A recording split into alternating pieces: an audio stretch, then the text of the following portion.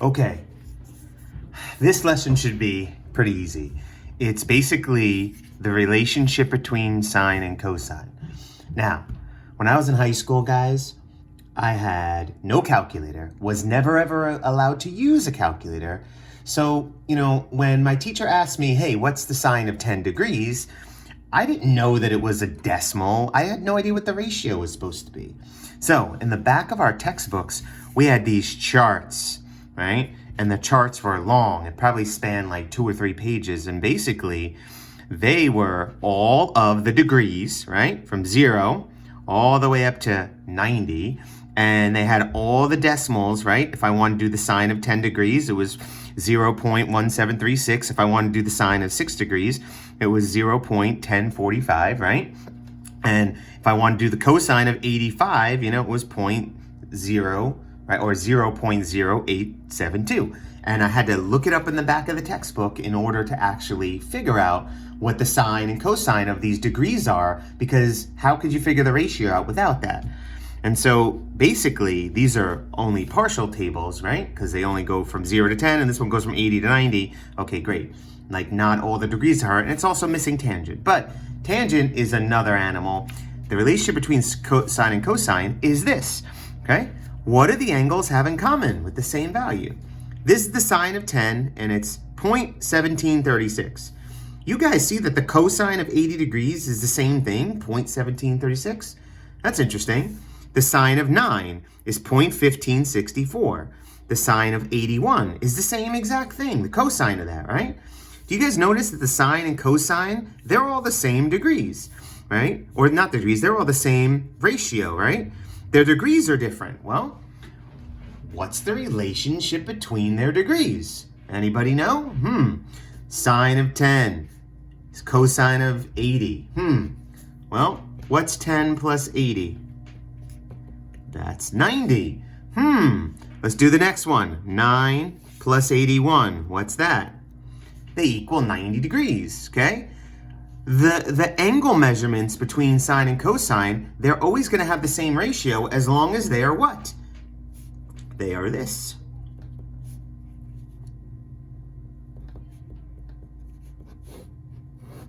What does complementary mean again? Complementary means they have to add up to 90 degrees. As long as the sine of one angle, right, okay, adds up to the degrees for the cosine of the other angle, right? As long as they add up to 90 degrees, their ratios are always going to be the same. And there's a special relationship between that. Now, they don't just always say that they're complementary. They say this right here. The sine of, now that's called theta, and it means an angle, right? What angle? I don't know what angle we're using. But the sine of theta, which is an angle, is equal to the cosine of 90 degrees minus that angle, right? And basically, that's when they're equal. And again, it just means that the angles, right, of sine and cosine, they're only equal when they're complementary. And that's it.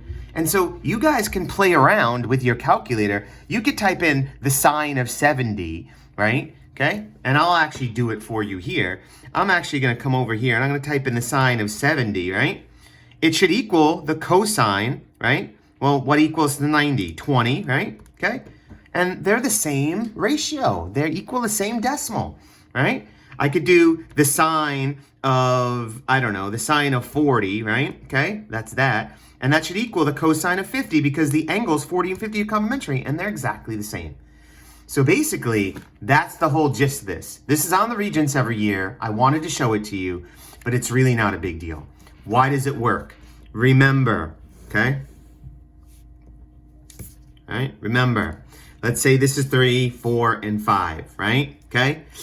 This angle over here, if this angle, for example, is 45 degrees, right? If it's 45 degrees, you guys know that this is 45 degrees, right? Why? These angles have to add up to 90. They are actually the small acute angles.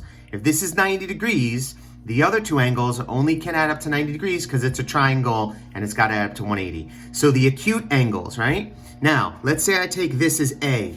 If I do the sine of A, right? The sine of A is the opposite over the hypotenuse. It's 3 over 5, right? Okay? That's going to equal, it's going to be the same thing. If I do the cosine, I got to switch the angle. I'm going to call this B. If I do the cosine of the other angle in the triangle, I'm going to do the cosine of B. The cosine of B is the adjacent 3 over the hypotenuse 5, right? They're the same thing. They're the same thing.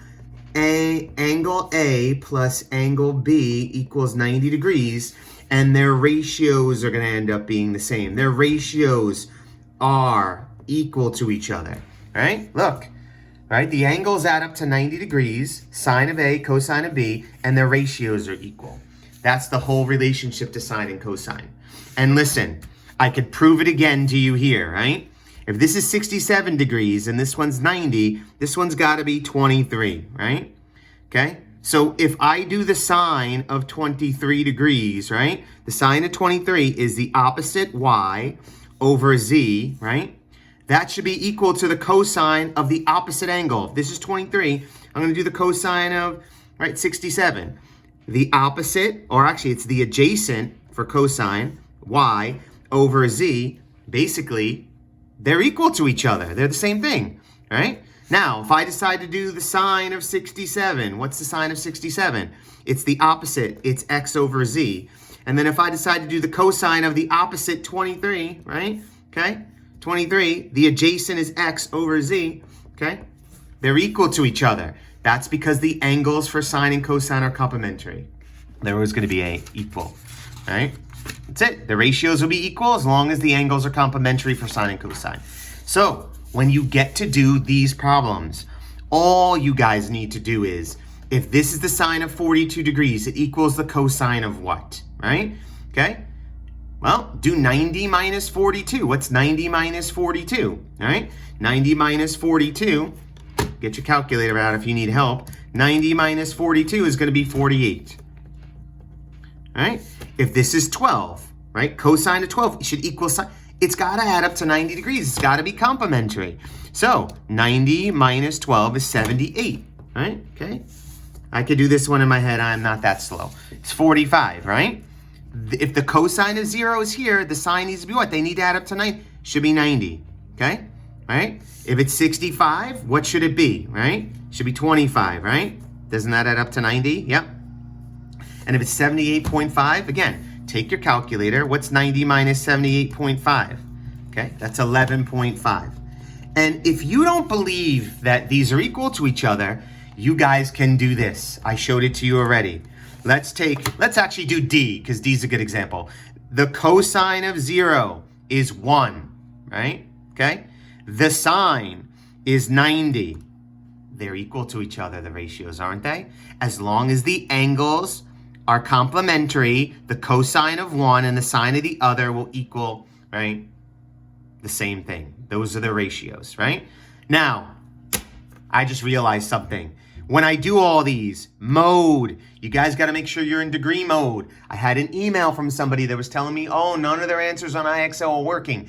If you're not in degree mode, right, okay, none of your measurements will be the same when you do sine and cosine. And watch this, guys. If I reset my calculator, see how I reset my calculator? When I go to mode, it goes back to this thing that's called radians. You'll learn radians in Algebra 2 or pre-calculus. I want degrees because that's all we do in geometry is degrees. Make sure it's in degrees. Press mode, go and highlight degrees. All right, last thing, okay? Trying to get my video under 10 minutes. Last thing. You see this? Solve for the unknown, solve for x. You know what I got to do? If this is sine and cosine, what do their angles add up to be? Their angles are always complementary. They're complementary. So that means that this plus this should equal 90. Their angles have to be complementary. They need to add up to 90, right? Okay? This is going to equal x plus 30, right? And then this is going to end up being x equals 60, x equals 60, right? Okay? And if you want to check it, go back and plug it in. 60 minus 5 is 55. So the sine of 55 is that, right? 0.819. And the cosine of 35, are they the same? You can check all these by plugging them in. Look, it says sine and cosine. These need to add up to 90 degrees. They need to be complementary. So I'm just going to take it. I'm going to add them together, set them equal to 90, and you guys got to go through and solve it. 3x minus 21 equals 90. And then guys, it's 90 plus 21, and then you gotta divide it by 3. Okay? X is 37 in this case. That's it. You guys can go through and you guys can see. Last one. I'm already at the 10-minute mark. X plus X equals 90. Well, 2x equals 90. Divide that by 2 is 45. Yeah, sine of 45 should equal the cosine of 45. You don't believe me? Sine of 45 should equal the cosine of 45 because they have a special relationship within the right triangle. All right? Listen, there's no IXL for this because, again, the IXL in the geometry for trig has too much algebra 2 in it, so it's not going to work for you guys. So I have no IXL. You know what? There's a couple of practice problems. There's not a lot, and the answers are there for you, right? Okay? Bye-bye.